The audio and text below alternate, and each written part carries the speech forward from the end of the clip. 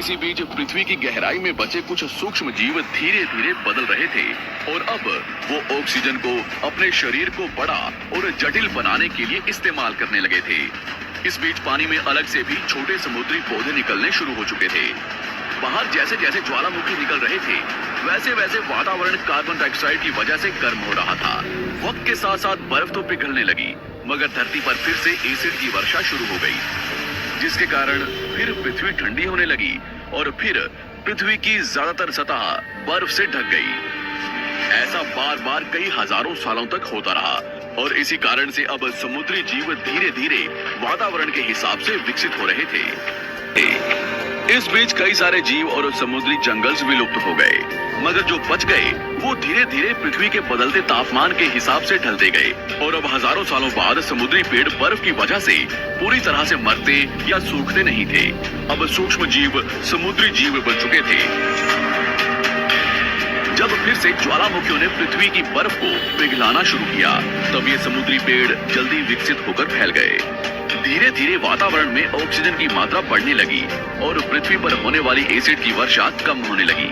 वातावरण में ऑक्सीजन आने की वजह से पृथ्वी की ओजोन लेयर्स मोटी होने लगी और आज से लगभग 47 करोड़ साल पहले पृथ्वी की ऊपरी सतह पर पहली बार मोसोस नामक प्लांट पर अलग अलग प्रकार के पौधे और पेड़ उगना शुरू हुए। एक वक्त ऐसा आया जब जमीन के पेड़ों की लंबाई लगभग 80 से 100 फीट जितनी या आज के 5 से 6 मंजिला बिल्डिंग जितनी ऊंची हो चुकी थी। ये वो वक्त था जब समुद्री जानवर समुद्र से बाहर निकल रहे थे और जमीनी जानवरों में परिवर्तित हो रहे थे। धरती की ज्यादातर जमीन एक जगह इकट्ठी हो चुकी थी, जिसे आज हम पैंजिया महाद्वीप के नाम से जानते हैं। पृथ्वी का वातावरण और तापमान लगभग स्थिर हो चुका था और अब करीब 21 से 23 घंटे का दिन हुआ करता था। रहने लगे थे और वातावरण के हिसाब से उनके शरीर का रंग रूप बदल रहा था। धीरे धीरे ये जमीनी जानवर डायनासोर्स में परिवर्तित हो गए। जिन डायनासोर्स ने पेड़ पौधे खाने शुरू कर दिए, उनका शरीर लंबा और विशाल रूप से विकसित होने लगा। कुछ डायनासोर्स शिकार किया करते थे, जिसके कारण वे छोटे और तेज होते चले गए।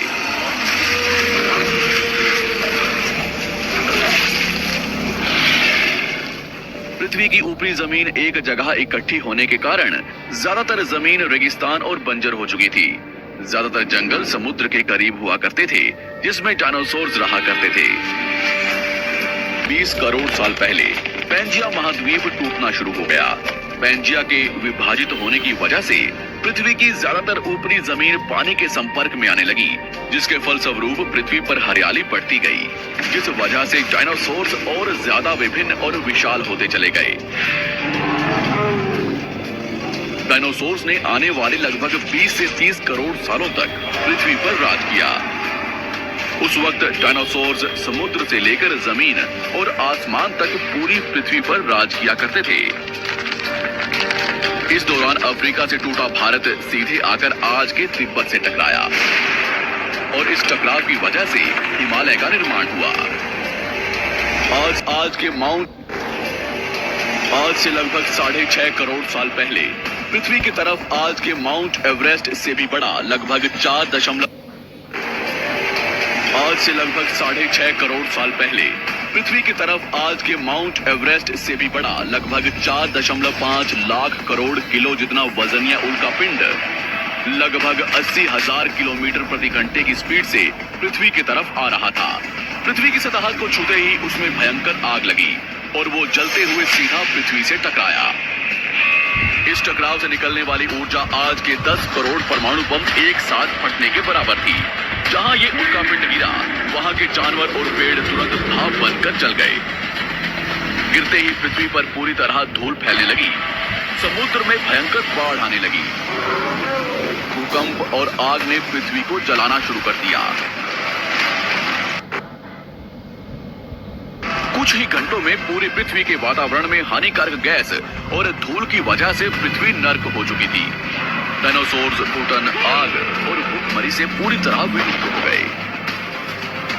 इस वक्त हमारे पूर्वज जमीन के अंदर रहा करते थे, जिसके कारण वो इस विशाल प्रलय से बच गए। पृथ्वी का वातावरण पूरी तरह से काला और अंधेरा हो चुका था, जिससे धूप भी जमीन तक नहीं पहुंच पा रही थी। पृथ्वी के पेड़ और ज्यादातर जानवर विलुप्त हो गए। वातावरण में धूल और हानिकारक गैस के कारण पृथ्वी पर फिर से एसिड की वर्षा शुरू हो गई और फिर पृथ्वी ठंडी होकर बर्फ से ढक गई। लेकिन इस बार पृथ्वी की बर्फ लाखों सालों तक नहीं जमी रही और 80 से 90 हजार साल बाद ये बर्फ पिघलनी शुरू हो गई। जैसे ही धरती पर वातावरण फिर से पहले जैसा होने लगा, वैसे ही ये छोटे जीव जमीन से बाहर आना शुरू हो गए। उस वक्त पृथ्वी की बर्फ पिघलनी शुरू ही हुई थी, जिसके कारण अफ्रीका में घने ठंडे जंगल हुआ करते थे और इसी बीच ये जमीनी जीव बंदरों में परिवर्तित हुए। मगर जैसे जैसे पृथ्वी गर्म होने लगी, वैसे वैसे अफ्रीका के ये जंगल सूखने लगे।